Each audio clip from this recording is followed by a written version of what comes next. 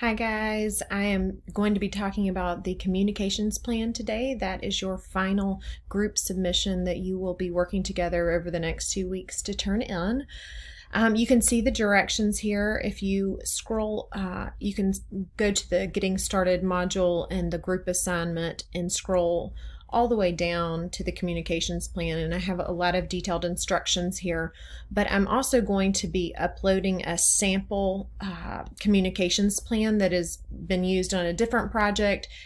My big hesitation in doing this is I do not want you to copy the wording or anything really on the communications plan other than to see the formatting and to see how it's used and the way it looks. So I'm going to be showing that to y'all soon. It is in a chart format, but the content in your communications plan is very, very specific to your project. So each of you've all been working on your specific project all semester long. You've been creating the documents. We're going to continue with your document creation, thinking about the planned communications. It's very, very important that you think through what you're going to tell your audience, what you are going to communicate to your stakeholders, how you want to communicate to your stakeholders, the best way to do so. So all of this is incredibly important as you're thinking through your plan of communications, and it should make sense. And we're going to make sure that we roll it out in the same phases that we've been using so far. I want you to think through your phases, what you've done so far, the planning, the implementation, and the post-implementation. With your 3 phases of communication, you're going to make sure that you have 8 weeks worth of total communications. That is spanning the life of the project. So specific to your project, you're going to have different timelines for the amount of time spent in planning, the amount of time spent in implementation, and the amount of time spent in post-implementation and that follow-up. Some of you may have a one-day event. So the majority of your communications were done in the planning phase. For example, you may have 6 weeks worth of planning, maybe 1 day or 1 week dedicated to implementation, and then of course 2 weeks or a week for that follow-up communications. So if your event, some of you have a 5K, so that is a 1 day. That's a 1 day event, 1 day project. But again, the planning on the front end was probably done 6 to 7 weeks, and maybe your day of event, your implementation 1 day, and then maybe you have your actual follow-up being 1 week. So again, you're using the entire 8 weeks, giving us a big picture of what is going to be accomplished during that 8 weeks and using your phases throughout those 8 weeks. But then some of you may have 2 weeks of planning, 4 weeks of implementation, and 2 weeks of follow-up. So you can see that the timelines are going to be different pertaining to which specific project you are working on. Please make sure that you are using at least 3 forms of communications per week. For example, you could have a standing group staff meeting every single week of implementation. So you may have your 8 weeks of communications. One of those may be a standing staff meeting where you get together with your team and you review what has to be done that week. What I want to see is that you understand that communications is very intentional. It is not sporadic. It should be very purposeful. Drafting an email to be sent out, 1 week before the actual launch of a project or a launch of a program is very intentional. Those forms of communications are very planned. This means that you will have 24 rows of communications in your chart.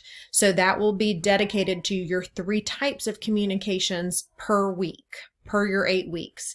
And you'll have at least 24 rows of communications.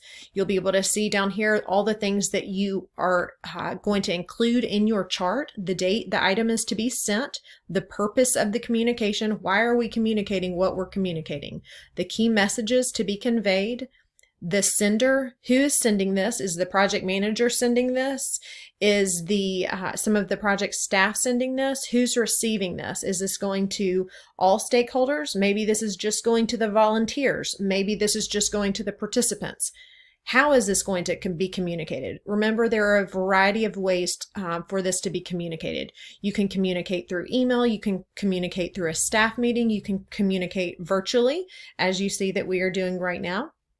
And you can also communicate through marketing materials. Make sure that, that marketing materials are sent out. Maybe something along the lines of, a social media post. All of that can be involved here too in the method of communications.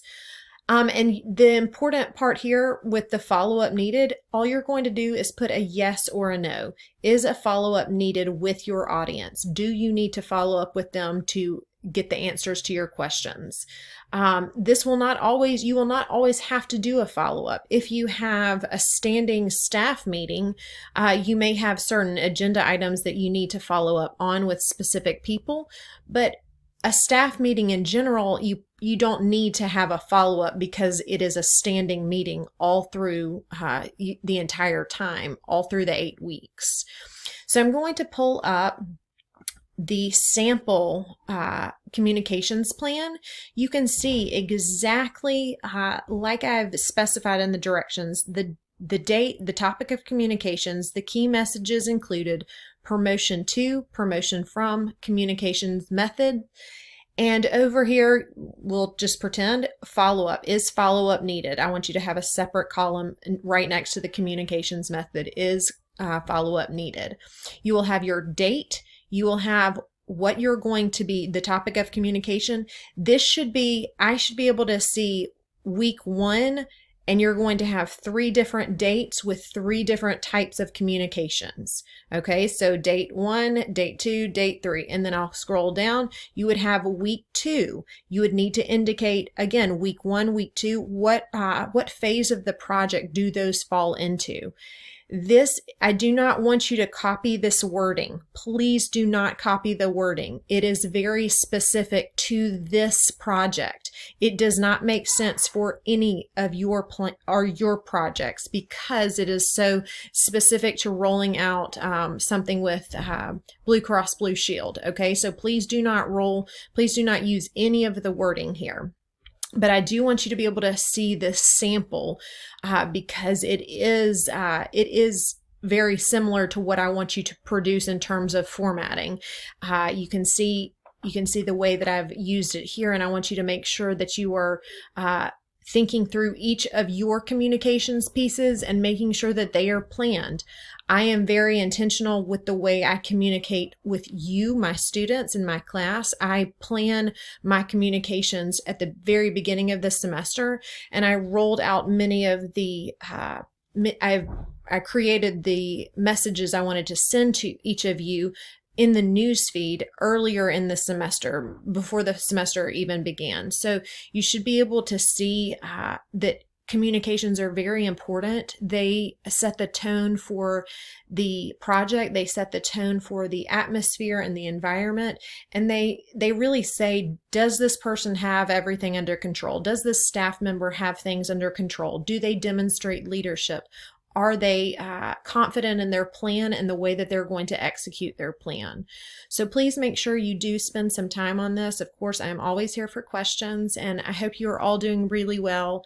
I definitely miss seeing you face to face. It is not fun. I don't enjoy speaking virtually as much as I do in person.